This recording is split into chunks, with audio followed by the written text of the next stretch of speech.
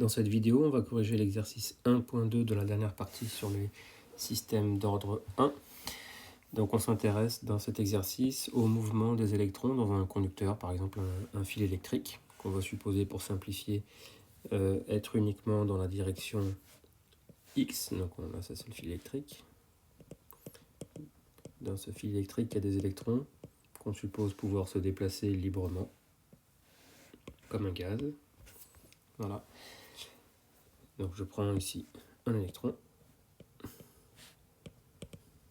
de charge -E et je vais supposer que quand cet électron se déplace dans le fil électrique, donc dans le conducteur, eh bien cet électron est soumis à une force de frottement de type fluide, voilà, qu'on va écrire sous la forme F égale moins K1 que multiplie le vecteur vitesse V. Voilà. Donc on cherche à écrire l'équation différentielle du mouvement d'un électron qui a, pour une raison x ou y, une excitation qui lui donne une certaine vitesse initiale, et ensuite on voit comment est-ce que cette vitesse doit évoluer en fonction du temps. Donc on va écrire la deuxième loi de Newton. Donc le système, c'est l'électron. J'applique ma deuxième loi de Newton sur ce système, donc sur l'électron. M dV sur dt, dt est égal à la somme des forces extérieures. Ici, on va, bien que ce ne soit pas dit explicitement, mais négliger le poids, parce qu'on a vu que la force électromagnétique était beaucoup plus importante que le poids. Bon, là, vous allez me dire, il n'y a pas de force électrique, parce qu'on n'a pas encore mis de champ électrique, on n'a pas encore mis de tension qui va faire circuler un courant, mais on va négliger le poids devant cette force de frottement ici. Donc ça s'écrit simplement moins, donc F, petit f, donc moins K1 fois le vecteur vitesse V. Je vais écrire que V, c'est une coordonnée qui dépend éventuellement du temps, qui peut être positive ou négative, que multiplie le vecteur X. En remplaçant dans la deuxième loi de Newton, je vais pouvoir me débarrasser des vecteurs X à gauche et à droite. Donc je vais avoir finalement que MD de V de t sur dt doit être égal à moins K1 fois V de t. Je vais écrire ça comme une équation différentielle linéaire d'ordre 1 à coefficient constante sous sa forme canonique, c'est-à-dire d de V de t sur dt plus K1 sur M V de t est égal à 0. Voilà. J'ai abouti à une équation différentielle linéaire d'ordre 1. Je vois que c'est un système d'ordre 1, effectivement, puisqu'il y a une dérivée première uniquement.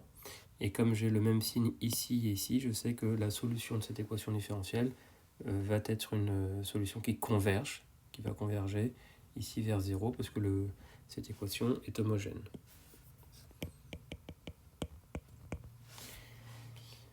Ok. Alors, donc quand on a négligé ici le poids, en fait, c'est parce qu'on dit que cette force provient des interactions électromagnétiques entre les électrons et les ions. Donc c'est bien aussi des interactions électromagnétiques, donc ça domine largement l'effet du poids. Bon, on avait écrit d'ailleurs qu'on négligeait l'effet du poids. Alors on veut en déduire que la vitesse s'écrit sous cette forme-là. Ben, en fait là, qu'est-ce qu'on est en train de demander? On est en train de demander de résoudre cette équation différentielle. Donc déjà, on va poser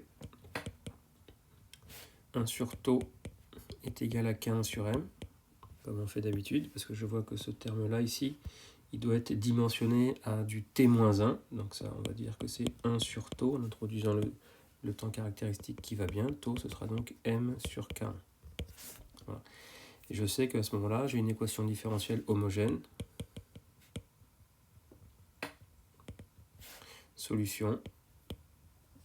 Je sors ça de mon chapeau. V de t égale grand K exponentielle moins t sur tau. Hein, vous faites l'équation caractéristique R plus 1 sur tau est égal à 0. Ça vous dit que R doit être égal à moins 1 sur tau. Vous mettez ici K exponentielle R fois t. Bon, voilà. Je veux chercher éventuellement la constante grand K. Là, j'ai besoin d'exploiter une condition initiale. Hein. Si V de t égale à 0 est égal à V0, alors, comme l'exponentielle de 0, ça fait 1, si j'évalue cette expression ici en t égale à 0, ça fait k, ça doit aussi être égal à V0, k doit être égal à V0. Donc V de t, c'est V0 exponentielle moins t sur tau. Autrement dit, si je trace, si vous avez une vitesse initiale qui est communiquée à un électron, eh bien cette vitesse, très rapidement, elle va s'amortir vers 0, avec un temps caractéristique qu'on peut estimer ici graphiquement en traçant la pente à l'origine, l'intersection avec l'asymptote horizontale qui est ici simplement l'axe des abscisses, interceptera pour un temps t qui est égal à tau. Voilà pour la question 2. Alors maintenant on suppose, à partir de la question 3 jusqu'à la question 6, qu'on a un champ électrique qui va être appliqué, parce qu'on veut faire circuler les électrons. Là on avait en fait un électron qui avait une vitesse initiale, et qu'est-ce qui se passe s'il n'y a aucune force extérieure qui agit? En plus de cette force de frottement, la vitesse va s'amortir jusqu'à 0. L'électron va être finalement au repos dans le conducteur. Si on veut mettre en mouvement les électrons, on va rajouter donc un champ électrique. Donc on rajoute un champ électrique, E égale E fois EX. On sait qu'en rajoutant un champ électrique, je vais mettre en mouvement les électrons. Pourquoi? Parce qu'il va y avoir une force qui est la force de Coulomb, F égale Q fois E. Q c'est moins E. Donc ça c'est moins petit e grand E fois EX. Donc ça veut dire que en plus de ma force de frottement, je vais donc avoir, si je mets un champ électrique, une force supplémentaire qui sera constante. Ça c'est une force constante. Donc ma deuxième loi de Newton, elle est un peu modifiée, c'est écrit donc mdv sur dt égale, c'est toujours la somme des forces extérieures, il va y avoir moins K1 fois V et plus cette nouvelle force, donc moins petit e fois grand E. Donc on va diviser par la masse et puis également on va passer le moins K1V dans le membre de gauche, donc on va se retrouver finalement avec l'équation différentielle dV sur dt plus qu'un sur mv est égal à moins e sur petit m. Ça on avait vu, c'était déjà calculé avant, c'était 1 sur tau. Je peux me débarrasser aussi de l'aspect vectoriel puisque v et e sont portés par l'axe des x. Donc ça se ramène à une équation scalaire qui est dv sur dt plus v de t sur tau est égal à moins e grand E sur petit m.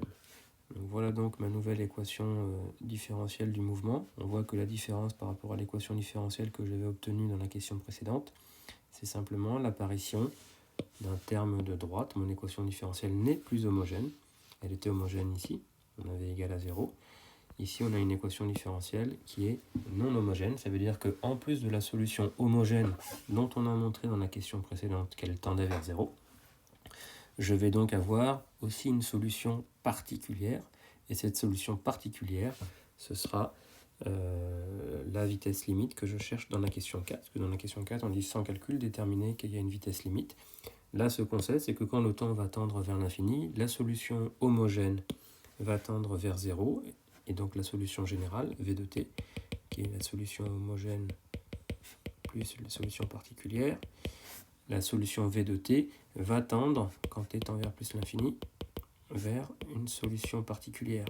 Et cette solution particulière, elle est très très simple à trouver quand on a une équation différentielle avec un second membre qui est constant, puisque par la méthode de vraisemblance, vous allez chercher une solution particulière qui est la forme d'une constante. Et si vous écrivez que V de t est constante, ce terme disparaît, vous dérivez une constante, et il va vous rester que la solution V particulière, c'est moins EM, moins EE sur M fois tau.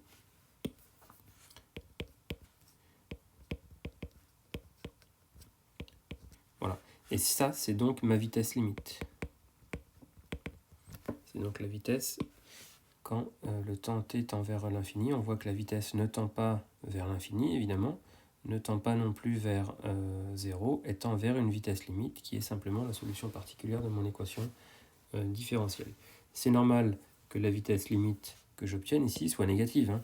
Pourquoi? Parce que qu'est-ce qui se passe si je reviens sur mon fil ici avec mon électron. J'ai dit tout à l'heure, le champ électrique est vers la droite, donc la force est vers la gauche, donc je vais à la fin avoir un électron qui va avoir une vitesse qui sera vers la gauche. Bon, j'ai ma vitesse limite. Maintenant dans la question 5, on demande de résoudre l'équation pour V de t, donc je vais écrire que mon V de t, c'est donc la solution homogène qui est grand K exponentielle moins t sur tau. Attention, hein, j'écris pas ici à la place de grand K le V0. Je vais exploiter les conditions initiales en disant que V à l'instant initial c'est V0 sur la solution totale, VH plus V particulier.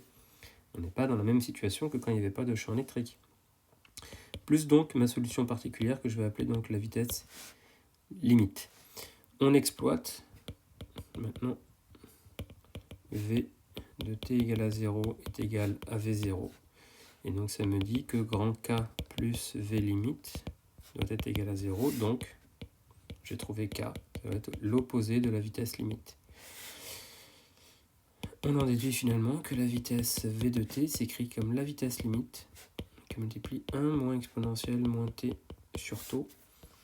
Voilà, j'ai trouvé l'expression finale de la vitesse en fonction du temps quand j'ai un champ électrique qui est appliqué au conducteur en plus de la force de frottement fluide. Je peux tracer ça, par exemple, si jamais la vitesse initiale V0 elle est positive. Je vais mettre un V de t. Je pars avec un V0 ici, que je suppose positif, okay, et je sais que je dois arriver jusqu'à la vitesse limite ici, mais elle qui est négative. Si jamais grand E est positif. Si jamais grand E est positif, eh bien petit e est positif, tau est positif, m est positif. Comme vous avez un signe moins ici, la vitesse limite est négative. Donc vous savez que vous devez avoir une exponentielle qui va décroître et tendre vers cette asymptote ici. Le temps caractéristique tau là qu'on avait déjà introduit, eh bien je peux le lire comme l'intersection entre la tangente à l'origine et l'asymptote horizontale qui est en V égale V limite. Voilà, donc même si je pars avec une vitesse vers la droite, je vais avoir à la fin une vitesse qui sera négative, donc dirigée vers la gauche. Autrement dit, je pars initialement par mon électron qui est là vers la droite, mais mon champ électrique me fait une force QE avec Q négatif qui est vers la gauche. Donc l'électron, il va d'abord partir vers la droite, puis ensuite il va aller vers la gauche, sous l'influence de mon champ électrique. Très bien, ça c'était pour la question 4. Dans la question 5, on va faire une application numérique en cherchant à partir de quel champ électrique est-ce que je peux avoir des électrons qui deviennent relativistes, donc avec les ordres de grandeur qui sont donnés ici. Donc pour que les électrons soient relativistes, il faut qu'on ait V lim qui soit, on va dire, de l'ordre de la vitesse de la lumière, c. Donc la vitesse limite, c'est tout simplement, comme on a vu juste avant, moins E M tau sur M. Donc ça me dit qu'il faut que le champ électrique soit de l'ordre de MC sur moins E fois tau. Moins E est positif, M est positif, C aussi, tau aussi. Si je fais l'application numérique, je vais trouver 8 10 puissance 10 et l'unité c'est des volts par mètre pour le champ électrique. Voilà. Donc ça c'est des champs électriques qui sont assez difficiles à réaliser quand vous avez une pile standard. Vous ne faites pas du tout des différences de potentiel sur des distances de 1 mètre qui sont de 8 10 puissance 10 volts. Hein. Donc clairement il va falloir mettre un champ électrique assez important pour que la vitesse limite des électrons dans un conducteur soit de l'ordre de la vitesse de la lumière. Donc les électrons sont non relativistes dans les fils électriques qui sont dans votre maison par exemple.